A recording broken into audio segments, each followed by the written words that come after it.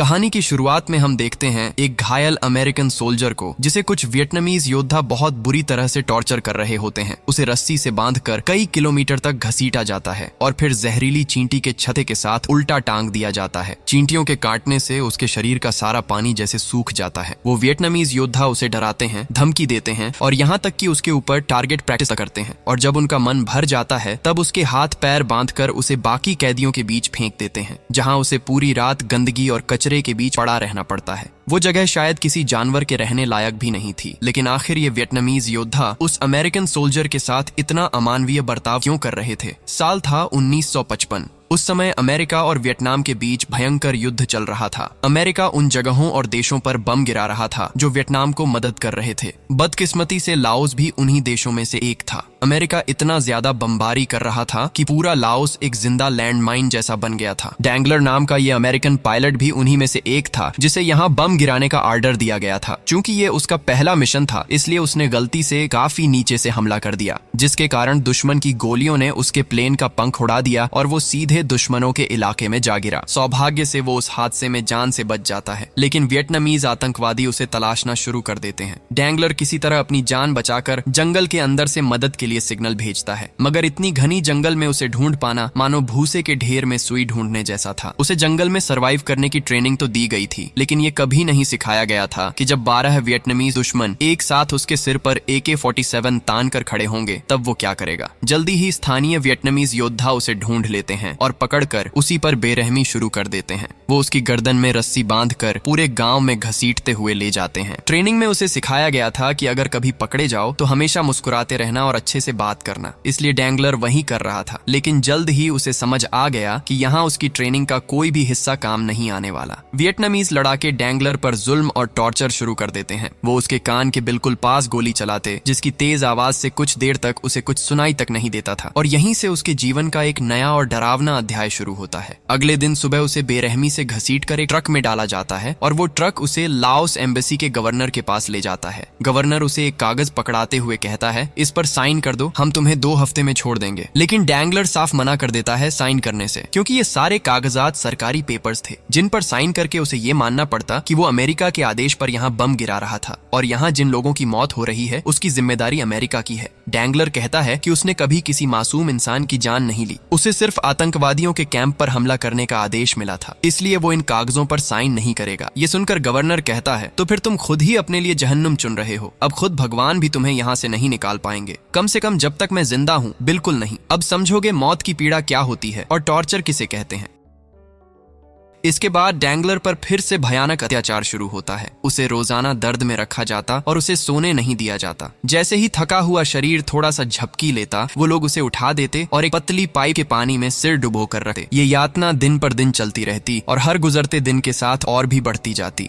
कुछ समय बाद डैंगलर को गांव से काफी दूर जंगल के बीच एक अच्छी झोपड़ी में लाया जाता और वहीं उसका नया जेल बन जाता है। वहां उसे पता चलता है कि वो अकेला नहीं है, उसकी तरह और भी कई कैदी यहाँ बंद हैं। ठीक तभी सामने से एक आवाज आती है जो उसे कहती है, बिल्कुल आवाज मत करना वरना वो लोग आ जाएंगे। लेकिन ये कहते ही कुछ वियतनामीज वहां पहुंच जाते हैं और डैंगलर के पैरों में भारी लकड़ियां बांध देते हैं ताकि वो भाग न सके। अगले दिन डैंगलर और बाकी कैदियों को बाहर लाया जाता है। उनके शरीर देखकर डैंगलर समझ जाता है कि ये जगह सच में जहन्नुम के अलावा और कुछ नहीं है। गार्ड बिल्कुल भी कैदियों को खाना नहीं देते, जिसकी वजह से वे कुपोषण का शिकार हो रहे थे। उनके शरीर इतने कमजोर हो चुके थे कि उनकी हड्डियां साफ दिख रही थीं। एक पुराने कैदी जिन नाम का डैंगलर को यहाँ मौजूद हर इंसान से मिलवाता है। जिन भी एक अमेरिकन पायलट था और कई सालों से यही कैदी बना हुआ था, लेकिन अमेरिकन सरकार ने उसे यहाँ से निकालने की कोई कोशिश नहीं की थी। ये सोचकर डैंगलर को बहुत गुस्सा आता है। एक सैनिक जो अपने देश के लिए जान देने को तैयार है, वही सैनिक को बचाने में सरकार कोई मदद नहीं कर रही। लेकिन डैंगलर अच्छे से समझता है कि यहाँ वो फंस चुका है। इसे ही छोड़कर भागने की प्लान उसे खुद बनानी होगी। वो देखता है कि दिन के समय कैदी खुले में बिना किसी शिकल के घूम सकते थे, लेकिन चारों तरफ लगे बांस के घेरे के पास जाना मना था। कोई शक दिखा तो गार्ड गोली चला देते। इतने खतरे के बावजूद डैंगलर इस जगह को जेल जैसा नहीं मानता, क्योंकि यहाँ न तो लोहे की शिकल थी न मोटी कंक्रीट की दीवार। उसे लगता था कि यहाँ से वो भाग सकता है, लेकिन उसके दिमाग में एक बार भी ये नहीं आया कि अगर भागना इतना आसान होता तो बाकी कैदी अब तक क्यों नहीं भागे। लेकिन जिन सोचता था कि शायद युद्ध खत्म होने पर उन्हें छोड़ दिया जाएगा, लेकिन जब डैंगलर ने उसे बताया कि युद्ध अभी भी चल रहा है और अब भी चलेगा, तो जिन की आंखों में आंसू आंसू आ जाते हैं, क्योंकि वो 2.5 साल से बस इस दिन का इंतजार कर रहा था कि कब युद्ध खत्म होगा और उन्हें छोड़ दिया जाएगा और वो फिर अपने फैमिली के पास लौट पाएगा। उधर डैंगलर को पूरा यकीन था कि वो यहाँ से जरूर भाग सकता है और वो आज रात ही भागने की प्लानिंग करता है, लेकिन जिन उसे रोकते हुए कहता है, अगर तुम भागने की कोशिश करोगे और पकड़े जाओगे तो ये लोग हमें कभी आजाद नहीं करेंगे, इसलिए बेहतर है कि तुम भी हमारी तरह रिहाई का इंतजार करो। तभी एक और कैदी ड्वे बोलता है, तुम दोनों समझ नहीं रहे, ये बांस से बना हुआ घर हमारी असल जेल नहीं है। असली जेल तो ये विशाल जंगल है। यहाँ से अगर किसी तरह निकल भी गए तो पानी और खाना के बिना जंगल में 2 दिन भी जिंदा रहना मुश्किल है। यहाँ बता दूं, ड्यूए भी एक अमेरिकन पायलट था और वो भी कई सालों से यहीं कैद था। ये सुनकर डैंगलर कहता है, ठीक है तो हम बारिश के मौसम में भागेंगे, तब चारों तरफ पानी होगा। लेकिन इसमें भी एक बड़ा मसला था। ड्यूए बताता है कि बारिश आने में अभी 4-5 महीने बाकी हैं। डैंगलर समझ जाता है कि जितना वो उनसे भागने का रास्ता पूछेगा उतना ही वो लोग नई नई परेशानियां बताते रहेंगे, इसलिए वो खुद ही फैसला करता है कि वो आज रात ही भागेगा।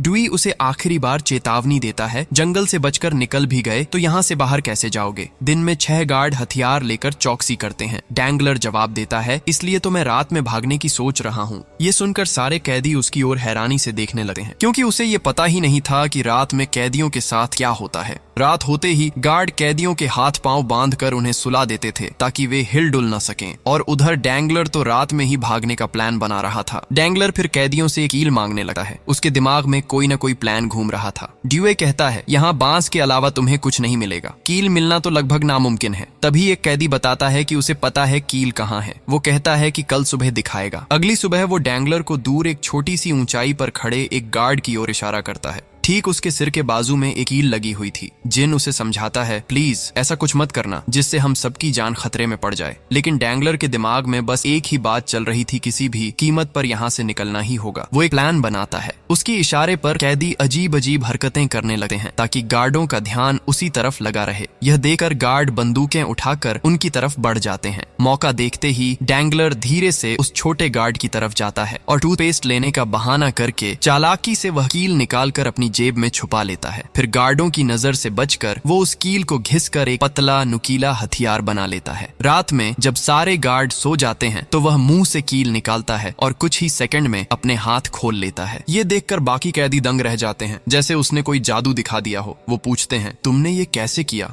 डैंगलर बताता है, ट्रेनिंग में हमें सिखाया गया था कि स्प्रिंग पर हल्का सा प्रेशर डालो तो हैंडकफ का लॉक आसानी से खुल जाता है। फिर वह हैंडकफ को पहले जैसा बंद कर देता है, क्योंकि वे आज रात भागने वाले नहीं थे और उन्हें ध्यान रखना था कि गार्डों को जरा भी शक न हो। अगले दिन डैंगलर भागने के अलग अलग प्लान के बारे में सोच रहा था। तभी एक अमेरिकन प्लेन उनके सिर के ऊपर से उड़कर जाता है। ये देखते ही गार्ड जल्दी से सारे कैदियों को अंदर ले जाते हैं। इसी दौरान डराने के लिए एक गार्ड गोली चलाता है। वह गोली ड्यूई को लगती है, लेकिन किस्मत से वह कान के पास से निकल जाती है, वरना उसकी जान चली जाती। सब शांत होने पर एक गार्ड अंदर आता है और डैंगलर की तरफ बंदूक तान देता है। वह उसे डराकर कहता है, हमारे सामने घुटनों पर गिरकर अपनी जान की भीख मांगो। लेकिन डैंगलर बिल्कुल नहीं डरता। वह उनकी तरफ देखकर हंसता रहता है, क्योंकि यही तो उसे ट्रेनिंग में सिखाया गया था। कुछ देर बाद वही गार्ड खुद भी हंसने लगा है, क्योंकि बंदूक खाली थी। वे लोग सिर्फ डैंगलर को डराकर मजा ले रहे थे। दिन बीतकर रात होती है। रात में कैदी बांस की दीवार पर लगे खाने के पोस्टर्स देखते हैं और पुराने दिनों को याद करते हैं जब खाना उन्हें आसानी से मिल जाता था, और आज एक कण खाना के लिए भी तरस रहे हैं। इसी तरह कुछ दिन गुजर जाते हैं। एक दिन डैंगलर देखता है कि आज रात बारिश होने वाली है। आसमान बादलों से भरा हुआ था। यही था भागने का सबसे अच्छा मौका। लेकिन जीन मानने को तैयार नहीं होता। वह कहता है, तुम अगले बारिश तक इंतजार कर सकते हो। शायद तब तक युद्ध खत्म हो जाए और हमें छोड़ दिया जाए। अगर तुम भागने की कोशिश में पकड़े गए तो ये लोग हम सबको मार डालेंगे। लेकिन अगर युद्ध जल्द खत्म होने वाला होता तो क्या ये वियतनामीज दिन रात मेहनत करके ऊंचे ऊंचे वॉच टावर और बांस की जेल बना रहे होते? डैंगलर उसे कहता है, मैं अकेला नहीं भागूंगा, मैं सबको लेकर भागने का प्लान बना चुका हूँ। लेकिन जिन बिल्कुल भी जाने के लिए तैयार नहीं होता। वह तो उल्टा डैंगलर को धमकी देता है, अगर तुमने भागने की कोशिश की तो मैं चिल्लाकर सबको जगा दूंगा। ड्यूई समझ जाता है कि जिन कभी भी उनके साथ विश्वासघात कर सकता है। उनके पास भागने का सिर्फ एक ही मौका है और वे इस मौके को खोना नहीं चाहते, इसलिए उन्हें फिलहाल अपना प्लान रद्द करना पड़ता है। अगले दिन कुछ वियतनामीज लड़ाके उनके कैंप में आते हैं और कैदियों की तलाशी लेते हैं। वे चाहते थे कि कैंप में जरा सी भी लापरवाही न हो। इसी वजह से वे एक गार्ड को सिर्फ इसलिए बुरी तरह डांटते हैं क्योंकि उसने अपनी बंदूक नीचे रख दी थी। इसके बाद से हर कुछ हफ्ते में गार्डों को बदलने का सिलसिला शुरू हो जाता है। हर हफ्ते नए नए गार्ड इस जेल की पहरेदारी करते। कभी कभी ऐसे गार्ड भी आते जिन्हें ठीक से बंदूक पकड़ना भी नहीं आता था और इसी वजह से वे कैदियों की जान से खेलते रहते। उधर डैंगलर के दिमाग में यहाँ से निकलने के कई प्लान घूम रहे थे। वह हर दिन एक एक चावल का दाना जमा करना शुरू करता है और जो भी खाना दिया जाता था वह चुपचाप खा लेता था, चाहे वह कितना भी गंदा या बेकार क्यों ना हो। वियतनामीज की तरह उन्हें कीड़े मकोड़े भी खाने पड़ते थे। बाकी कैदी तो वह घिनौना खाना देखकर छोड़ देते, लेकिन डैंगलर सब खा लेता क्योंकि वह जानता था कि अगर उसने खाना छोड़ा तो उसकी हालत भी बाकियों जैसी हो जाएगी। एक दिन जिन उससे पूछता है, तुम चावल क्यों जमा कर रहे हो? डैंगलर बताता है कि वह भागने की प्लान बना रहा है। ये सुनते ही जिन हाथ जोड़कर कहता है, तुम्हारे दिमाग से अभी तक भागने की सोच गई नहीं? तुम ये सब क्यों कर रहे हो? इससे हम सबकी जिंदगी खतरे में पड़ सकती है। लेकिन डैंगलर अच्छे से जानता था कि वो क्या कर रहा है। वो कहता है, तुम लोगों ने ध्यान दिया है, रोज दोपहर में जब गार्ड लोग किचन में जाते हैं तो अपनी सारी बंदूक बाहर ही छोड़ देते हैं। ऐसा एक भी दिन नहीं गया जब उन्होंने ऐसा न किया हो। इसलिए मैंने एक प्लान बनाया है। जब वो अंदर जाएंगे हम बाहर आकर उनकी बंदूकें उठा लेंगे और फिर इस पूरे कैंप को अपने कंट्रोल में ले लेंगे। उसके बाद हम अमेरिकन प्लेन को सिग्नल देंगे। जब तक वो हमें यहाँ से निकाल नहीं लेते हम कैंप को अपने कब्जे में ही रखेंगे। यही सोचकर अगले दिन डैंगलर एक छोटा सा शीशा इस्तेमाल करके गार्ड्स की पोजीशन चेक करने लगा है और ऐसे ही वो हर दिन यह करता है ताकि उसे पता रहे कि किस दिशा से कौन सा गार्ड आ सकता है। एक दिन ठिगना गार्ड उन्हें खाना देता है, लेकिन बहुत कम, क्योंकि युद्ध बढ़ने के साथ यहाँ राशन की कमी पड़ने लगी है। गार्ड्स में सिर्फ वही एक था जिसके चेहरे पर कभी कभी हल्की मुस्कान दिख जाती। बाकियों को देखकर तो लगता रहता कि अभी गोली मार देंगे। खैर, एक दिन जब वो सब गार्ड्स की पोजीशन और एंगल को लेकर प्लान बना रहे थे तभी एक गार्ड उन्हें देख लेता है। वह बंदूक तानकर पूछता है, क्या कर रहे हो तुम लोग? तब वे तुरंत जवाब देते हैं, कुछ नहीं, बस ऐसे ही समय पास कर रहे थे। इस जेल में करने को है ही क्या? हमारे पास कोई भागने की प्लानिंग नहीं है और हम भाग भी कैसे सकते हैं? इतने सारे गार्ड्स की नजर हम पर रहती है। इन छोटे छोटे पत्थरों से हम तुम लोगों जैसे हथियारबंद गार्ड्स का क्या बिगाड़ पाएंगे? उनकी बात सुनकर गार्ड को उन पर किसी तरह का शक नहीं होता। हर रात डैंगलर अपने हाथ की कड़ियां खोलकर झोपड़ी के नीचे लगे बांस को थोड़ा थोड़ा करके काटा रहता ताकि बाहर निकलने लायक एक रास्ता बन सके। ऐसे ही एक दिन उसने पूरा बांस काट ही डाला। फिर वो रेंगते हुए बांस की फेंसिंग के पास जाता है और मिट्टी खुरच कर देखता है कि बांस कितनी गहराई में गड़ा है। किस्मत से वो बांस की घेराबंदी उनकी सोच से भी ज्यादा कमजोर थी और ज्यादा गहरे तक घड़ी हुई भी नहीं थी। इसका मतलब था कि वे नीचे से मिट्टी खुरच कर आराम से बाहर निकल सकते थे। अगले दिन डैंगलर डोएन को भी वो जगह दिखाता है, लेकिन तभी एक गार्ड उन्हें वहां घूमते हुए देख लेता है और डांट कर भगा देता है। डैंगलर कहता है, बारिश शुरू होने में बस एक हफ्ता बचा है, हमें उसी दिन भागना होगा। सब उसकी बात पर तैयार हो जाते हैं, लेकिन जिन फिर से रोकने लग जाता है। तब डैंगलर गुस्से में बोलता है, अगर तुम यहीं सड़कर मरना चाहते हो तो मर जाना, मैं अब और वेट नहीं करूंगा। अगले दिन गार्ड उन्हें खाने में सिर्फ कीड़े मकोड़े देते हैं और अब हर दिन उन्हें यही खाना पड़ता था। चावल मिलना लगभग बंद हो गया था क्योंकि अमेरिकन बमबारी की वजह से गांव वालों की सारी फसल तबाह हो गई थी। यहाँ तक कि गार्ड्स भी भूखे रह जाते थे। इसलिए वो कैदियों का खाना खुद खा लेते और कैदियों को ये घिनौने कीड़े मकोड़े खाने को देते। फिर भी कैदियों में सिर्फ डैंगलर बिना मुंह बनाए ये सब खा लेता क्योंकि वो जानता था अगर उसने खाना छोड़ दिया तो बाकी कैदियों की तरह वो भी बेहद कमजोर पड़ जाएगा और फिर शायद जिंदगी भर यहीं कैद रहना पड़ेगा। लेकिन उधर जिन इस तरह का खाना खाने का बिल्कुल आदी नहीं था। वो डैंगलर के जमा किए हुए चावल खाना चाहता था, वही चावल जो डैंगलर इतने दिनों से जंगल में भागने पर भूख मिटाने के लिए बचा रहा था। लेकिन डैंगलर साफ साफ मना कर देता है। वो कहता है, मैं तुम्हें चावल तभी दूंगा अगर तुम हमारे साथ भागने के लिए तैयार हो, वरना नहीं। जिनके अंदर डर बैठा हुआ था। उसी रात डैंगलर अपना हथकड़ियां नहीं खोलता इस डर से कि कहीं जिन गार्ड्स को जाकर सारी प्लानिंग न बता दें। इसी बात पर दोनों के बीच थोड़ी कहासुनी भी हो जाती है। लेकिन हालात संभालने के लिए अगले दिन डैंगलर जिन से माफी मांग लेता है क्योंकि वो जानता था गुस्से में जिन कुछ भी कर सकता है और इससे उनका पूरा प्लान बर्बाद हो सकता है। यहाँ तक कि गार्ड्स उन्हें मार भी सकते थे। अगले दिन जब गार्ड उन्हें हथकड़ियों से बांध रहे होते हैं तभी अचानक आसमान में एक अमेरिकन फाइटर जेट दिखाई देता है। इसे देखते ही गार्ड्स बेकाबू होकर कैदियों को पीटने लगते हैं। उन्हें शक होने लगता है कि शायद कैदी किसी तरह अमेरिकन जेट को सिग्नल दे रहे हैं। इसलिए उस दिन के बाद से जब भी ऊपर से कोई फाइटर जेट या हेलीकॉप्टर गुजरता, गार्ड्स इसी तरह कैदियों पर जुल्म ढाते। डोएन इस सब से टूटने लगा है, लेकिन डैंगलर उसे संभालता है और कहता है, मैं हमेशा तुम्हारे साथ हूँ, चाहे जैसे भी हो, हम यहाँ से जिंदा निकलेंगे। अगले दिन कैदियों को गार्ड्स के किचन में कुछ बातें करते हुए सुनाई देती हैं। एक कैदी उनकी भाषा जानता था। ध्यान से सुनने के बाद उन्हें समझ आता है कि गार्ड्स कैंप में खाने की कमी को लेकर चर्चा कर रहे हैं। कुछ गार्ड खाने की तलाश में बाहर गए थे लेकिन खाली हाथ लौटे। बमबारी के कारण वहां की जमीन पूरी तरह बंजर हो गई थी और अब वहां खेतीबाड़ी करना नामुमकिन था। इसलिए गार्ड्स कैदियों को जंगल में ले जाकर मारने की प्लान बना रहे थे और अगर गवर्नर से पूछा जाता तो वो झूठ बोलते कि कैदी भागने की कोशिश कर रहे थे, इसलिए उन्हें गोली मारनी पड़ी। ये सब सुनकर कैदियों को समझ आ जाता है कि उनके पास ज्यादा समय नहीं बचा है, यहाँ रहेंगे तो मर जाएंगे, इसलिए अगले दिन ही भागने का फैसला कर लिया जाता है। अगले दिन डैंगलर गार्ड्स के किचन में जाने का इंतजार करता है। जैसे ही वे अंदर जाते हैं वह झोपड़ी के नीचे से बाहर निकलता है और दौड़ते हुए गार्ड्स की बंदूकें उठा लेता है। पास में जितनी बंदूकें मिलती हैं वह उतनी उठा लेता है और फिर सबको एक एक करके बांट देता है। प्लान के अनुसार उन्हें सबको किचन में इकट्ठा होना था और गार्ड्स को घेरना था। डैंगलर जल्दी से एक तरफ पहुंच जाता है लेकिन बाकी कैदी समय पर नहीं पहुंच पाते। सामने 6 गार्ड खड़े थे जिन्हें अकेले संभालना संभव नहीं था। काफी देर तक इंतजार करने के बाद भी डुइन के अलावा कोई नहीं आता। इसके कारण डैंगलर मजबूर होकर गार्ड्स पर गोली चला देता है। वह चिल्लाकर जिन को बुलाने लगता है लेकिन जल्दी ही उसे समझ आता है कि जिन ने उन्हें धोखा देकर भाग लिया है। डैंगलर छोटे गार्ड को छोड़ देता है क्योंकि इन सब गार्ड्स में वही एकमात्र था जो उनके साथ हंसी खुशी में रहता था। फिर वह आसपास से जितना भी खाना मिल सकता था हाथ में उठाकर ले लेता है और डुएन के साथ जंगल की तरफ भाग जाता है। थोड़ी दूर जाने के बाद वह जिन को देखता है जो डैंगलर की जान को खतरे में डालकर अकेले भाग आया था, लेकिन वह ऐसा दिखाता है कि उसने कुछ भी नहीं किया। डैंगलर उस पर बहुत गुस्सा हो जाता है। वह कहता है, तुमने हमें छोड़कर क्यों भाग गए? हमने तो साथ में भागने की प्लान बनाई थी और उस प्लान में हम एक दूसरे के साथ ही रहेंगे। कोई भी किसी को छोड़कर नहीं भागेगा। लेकिन जिन उसके सवाल का कोई जवाब नहीं देता और वहां खड़े खड़े जैसे भूत बन जाता है। तब डैंगलर उसके पैरों के जूते देकर पूछता है, तुमने ये जूते कहाँ पाए और हमारे जूते कहाँ हैं? डुएन फिर झूठ बोलता है कि वहां और जूते नहीं थे और शायद बाकी कैदी जूते लेकर भाग गए होंगे। डैंगलर को ये बात अजीब लगती है। उसे समझ आता है कि शायद इतने लंबे समय तक कैद रहने की वजह से जिन की मानसिक स्थिति बिगड़ गई है और अगर उन्हें बचना है तो अब उन्हें अलग होना पड़ेगा, वरना जिन की वजह से बाकी कैदी फिर पकड़ लिए जा सकते हैं। इसके बाद डैंगलर जिन को वहीं छोड़ देता है और डुएन के साथ आगे बढ़ता है। थोड़ी दूर जाने के बाद डुएन ऊपर आसमान की तरफ देखता है और कहता है बारिश आने वाली है और ये अच्छी खबर थी क्योंकि अब उनके पास पीने के लिए पानी और खाने के लिए खाना था। कुछ ही देर में बारिश शुरू हो जाती है। वे थोड़ी बारिश का पानी पीते हैं और चावल की पुटली खोलकर वहां से थोड़ा खाना खा लेते हैं। लेकिन जहां वे रुके थे वहां की मिट्टी भीग चुकी थी और फिसलन भरी थी जिससे तेज बहाव उन्हें अपने साथ खींच ले जाता। उनका बाकी बचा हुआ खाना इस पानी की तेज धारा में बहकर नष्ट हो गया। अब उन्हें तुरंत खाना ढूंढना था, वरना इस जंगल में उन्हें पीने का पानी तो मिल जाता लेकिन खाने के लिए वे मर जाते।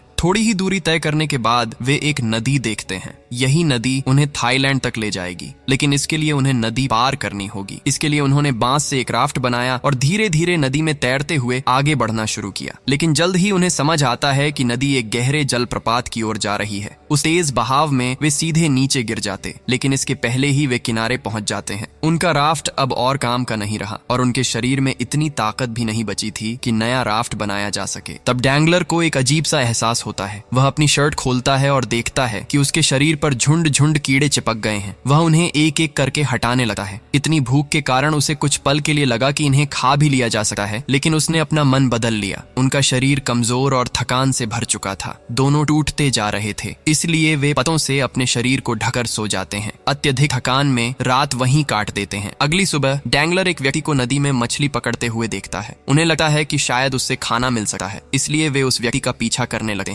लेकिन फिर डैंगलर सोचता है अगर किसी भी तरह वे फिर पकड़े गए तो यह खतरा बहुत बड़ा होगा, इसलिए वे उस व्यक्ति का पीछा करना छोड़ देते हैं। शरीर बहुत ज्यादा कमजोर था और पेट में तेज भूख लगी हुई थी। उनके हाथ में जो बंदूक थी वो भी किसी काम की नहीं थी, क्योंकि अगर वो किसी जानवर को मारने के लिए गोली चलाते तो उस आवाज से गार्ड्स तुरंत उन्हें पकड़ लेते। शायद तभी से उन्हें खोजने के लिए सर्च ऑपरेशन भी शुरू हो गया होगा। डैंगलर ने उनकी बंदूकें भी पानी में फेंक दिया, क्योंकि वैसे भी उनका वजन बहुत ज्यादा था। इसके बाद वो दोनों खाली हाथ फिर से उस गहरे जंगल में खाने की तलाश में निकल पड़े। लेकिन देखा गया कि डुएन की हालत और भी खराब होती जा रही थी। उसके शरीर में दर्द, तकलीफ और थकान के अलावा वो कुछ भी महसूस नहीं कर पा रहा था। थोड़ा और आगे बढ़ने पर उन्हें जंगल के बीच एक पुराना परित्यक्त घर दिखा और वहीं आज का दिन बिताने का फैसला करते हैं। अंदर आते आते दोनों के शरीर वैसे ही टूट चुके थे। उधर डुएन पूरी तरह से हार मान चुका था। वो अब शांतिपूर्वक मरना चाहता था। वो डैंगलर से कहता है, मुझे यहीं मेरे हाल पर छोड़ दो, मैं अब और नहीं चल सका। लेकिन डैंगलर हार नहीं नहीं मानता। वो उसे हिम्मत देता है और एक बेहतर भविष्य का सपना दिखाता है। कहता है कि वो इतने साल तक वहाँ मरते मरते जीता आया है और किसी तरह से वो दोनों यहाँ से भाग भी निकले हैं। बस किसी तरह अगर वो ये जंगल पार करके जिंदा बाहर निकल आए तो उनके लिए एक खूबसूरत जिंदगी इंतजार कर रही है। ये सब बातें सुनने के बाद ड्वेन में फिर से जीने की इच्छा जाग उठती है। बातों के दौरान ही वे अचानक 2 हेलीकॉप्टर उन्हें आते हुए देखते हैं। डैंगलर जोर जोर से चिल्लाकर मदद मांगता है, हमें बचाओ, हम नीचे हैं। लेकिन दुर्भाग्यवश कोई ध्यान नहीं देता। ठंड में ड्वेन का शरीर कांपने लगा है और उसके हेलुसिनेशन शुरू हो जाते हैं। अपने आप वह कहता है, डैंगलर धीरे धीरे बात करो, नहीं तो गार्ड्स फिर से आ जाएंगे। लेकिन डैंगलर उससे कोई बात नहीं कर रहा होता। ड्वेन उल्टा सीधा बोलने लगा है। उसकी खराब स्थिति देकर डैंगलर उसे शांत होने और लेट जाने को कहता है और फिर वह चारों ओर के पूरे इलाके में आग लगाने का निर्णय लेता है। शायद धुआं देकर कोई अमेरिकन प्लेन उन्हें देख ले, और डैंगलर यही करता है। वह पेड़ों की छाल घिसकर आग लगा देता है। देखते देखते आग इतनी फैल जाती है कि कुछ ही समय बाद एक अमेरिकन हेलीकॉप्टर उन्हें देख लेता है। डैंगलर फिर से मदद के लिए चिल्लाता है, लेकिन दुर्भाग्यवश अमेरिकन लोग उसे आतंकवादी समझकर हेलीकॉप्टर से बेवजह गोली चलाने लगते हैं। सौभाग्य से वह किसी तरह वहां से बच निकलता है। अगली सुबह जब ड्वेन की नींद खुलती है, वह देखता है कि उसका शरीर बिल्कुल जिंदा लाश जैसा हो गया है। उसे ठीक से चलने की क्षमता नहीं है। वह देखता है कि डैंगलर ने चारों ओर आग फैला दी है। ड्वेन कहता है, हमें अभी यहाँ से भागना होगा। शायद ये आग और धुआं देखकर सच्चे गार्ड्स फिर से आ जाएंगे। इसलिए वे अब और समय बर्बाद नहीं करते और अपने शरीर की बाकी बची हुई ताकत से आगे बढ़ते हैं। कई घंटों की यात्रा के बाद वे एक गांव के पास पहुंचते हैं। वहां वे देखते हैं कि एक छोटा सा बच्चा बाल्टी में पानी लेकर जा रहा है। बहुत प्यास लगने के कारण दोनों उससे थोड़ा पानी मांगते हैं, लेकिन पानी देने की बजाय बच्चा चिल्लाता है और गांव वालों को बुला लेता है। गांव वाले आकर उन्हें घेरे में ले लेते हैं और हंगामा शुरू कर देते हैं। दोनों के शरीर में वहां से भागने की कोई ताकत नहीं थी, इसलिए उन्हें आत्मसमर्पण करना पड़ता है। फिर भी गांव के किसी व्यक्ति ने ड्वेन के पैर पर चाकू मार दिया। उस दर्द से ड्वेन चिल्ला उठा है, लेकिन उसी क्षण उस गांव वाले ने ड्वेन की गर्दन काट दी और गला शरीर से अलग कर दिया। यह देखकर डैंगलर लगभग पागल हो जाता है। वह चिल्लाते हुए गांव वालों पर हमला करने जाता है। गांव वाले डर के मारे वहां से भाग जाते, क्योंकि वे संख्या में कम थे। डैंगलर भी वहां से भागकर जंगल में छुप जाता है। कुछ ही देर बाद और गांव वाले उसे खोजने वहां पहुंचते हैं। इस तरह रात हो जाती है। रात के समय डैंगलर के साथ अजीब अजीब घटनाएं होती हैं। उसे ड्वेन की आवाज सुनाई देती है। उसे लगता है कि उसका दोस्त उसके पास ही बैठा है। अब वह इस जंगल में अकेला रह गया था। यहाँ अकेले बिना खाने और पानी के बचना बहुत कठिन था। डैंगलर कई दिन इसी तरह जंगल में गुजार देता है। एक दिन खाने की तलाश में घूमते घूमते डैंगलर कुछ वियतनामी सैनिकों को देखता है। वे एक जगह बैठकर खाना खा रहे थे। कुछ समय बाद जब वे वहां से चले जाते हैं तो उन्होंने जो खाना छोड़ा था, भूख के मारे डैंगलर उसे खाने लगता है। इससे उसकी भूख थोड़ी तो मिटती है, लेकिन शरीर में विटामिन की कमी की वजह से वह बहुत कमजोर पड़ जाता है। बीच बीच में उसके सामने अजीब अजीब दृश्य आते हैं और ड्वेन की परछाई उसकी आंखों के सामने तैरती रहती है। ये सब उसकी कमजोरी के कारण होता है। पूरी रात वह इसी तरह गुजारता है। अगले दिन खाने की तलाश में डैंगलर एक नदी के किनारे पहुंचता है। वहां वह पानी में एक सांप देखता है। चूंकि इस सांप का विष नहीं था, डैंगलर डरता नहीं और उसे पकड़ लेता है और दांतों से काटकर उसे खाने लगता है। खाते समय अचानक उसे एक विमान की आवाज सुनाई देती है। वह जल्दी से एक पता उठाता है और विमान को इशारा करने लगता है, इस उम्मीद में कि शायद इस बार वह बच जाएगा। वह विमान आकाश में कई बार चक्कर लगाता है और कुछ ही देर में उसकी तरफ आने लगता है। सौभाग्य से उन्होंने डैंगलर को देख लिया। डैंगलर लगभग उम्मीद छोड़ चुका था कि वह यहाँ से जीवित बाहर नहीं निकल पाएगा, लेकिन कुछ ही देर बाद वहाँ एक हेलीकॉप्टर पहुँचता है। हेलीकॉप्टर से रस्सी फेंकी जाती है। डैंगलर का खुशी का ठिकाना नहीं रहता। वह जल्दी से रस्सी पकड़कर ऊपर चढ़ने लगा है, लेकिन तभी वियतनामी आतंकवादी उसे देख लेते हैं और बेतरतीब गोलियां चलाते हैं। इसके जवाब में अमेरिकी सैनिक हेलीकॉप्टर से फायरिंग करते हैं। इतने लंबे समय तक चले कठोर यातना और जीवित रहने की लड़ाई के बाद आखिरकार डैंगलर जीत जाता है। अमेरिकन सैनिक डैंगलर को सुरक्षित निकाल कर ले जाते हैं। हेलीकॉप्टर में सैनिक उससे कुछ सवाल पूछते हैं। क्या वह सच में अमेरिकी पायलट है? उसका कोड नंबर क्या है? वह किस मिशन पर था? डैंगलर को उत्तर देने में थोड़ा समय लगता है, लेकिन वह सही जवाब देता है, क्योंकि इतने समय तक कुपोषण और भूख के कारण उसकी स्मृति बहुत कमजोर हो गई थी। फिर भी अंततः उसे बेस पर ले जाया जाता है, लेकिन बेस पहुंचते ही CIA ऑफिसर्स बताते हैं कि डैंगलर एक गुप्त मिशन से वापस आया है। जब तक वह कुछ सवालों के जवाब नहीं देगा, कोई भी उससे मिल या बात नहीं कर सकता। इसके बाद डैंगलर को बेस से स्थानीय हॉस्पिटल में भर्ती कराया जाता है। वहाँ उसकी धीरे धीरे इलाज किया जाता है और वह काफी हद तक स्वस्थ हो जाता है। थोड़ी स्वस्थ होने पर CIA एजेंट वहाँ की हर घटना का विवरण जानना चाहते हैं, लेकिन डैंगलर इन सब चीजों को छोड़कर बस अपने दोस्तों से मिलने की इच्छा रखता था। तभी देखा जाता है कि उसके दोस्त डैंगलर की जीवित वापसी की खुशी में वहाँ एक बहुत बड़ा केक लेकर आए हैं। सभी बेहद खुश थे अपने दोस्त को वापस पाकर, लेकिन डैंगलर CIA एजेंट्स के सवालों से परेशान हो चुका था। वह अपने दोस्तों से कहता है कि वह यहाँ से जाना चाहता है। उसके दोस्त उसे वॉशरूम में ले जाने का बहाना बनाकर 10 मिनट का समय निकालते हैं और केक लेकर आए ट्रॉली में छिपाकर उसे अस्पताल के बाहर ले आते हैं। इसके बाद डैंगलर को हेलीकॉप्टर से लेकर US नेवी के जहाज पर पहुंचाया जाता है। वहां पूरी क्रू उसकी जीवित वापसी की खुशी में जश्न मना रही थी। डैंगलर के चेहरे पर भी मुस्कान थी। उसने एक नई जिंदगी पाई थी, लेकिन दिल के किसी कोने में उसे अपने उन साथी बंदियों के लिए दुख भी था। डैंगलर तो जीवित बच गया, लेकिन दुर्भाग्यवश उसके साथी बंदियों को वहां से बचाया नहीं जा सका। शायद वे इतने समय में मर चुके थे। खैर, अंत में यह बताया जाता है कि डैंगलर ने लगभग 6 महीने जंगल की जेल में बिताए थे, जिसमें से 23 दिन वह पूरी तरह जंगल में ही था। वह जेल और जंगल में केवल कीड़े मकोड़े और सांप खाकर जीवित रहा। उस नरक से बचकर लौटने के बाद उसे एक्टिव ड्यूटी से रिटायर कर दिया गया और वह सिविलियन टेस्ट पायलट के रूप में काम करने लगा।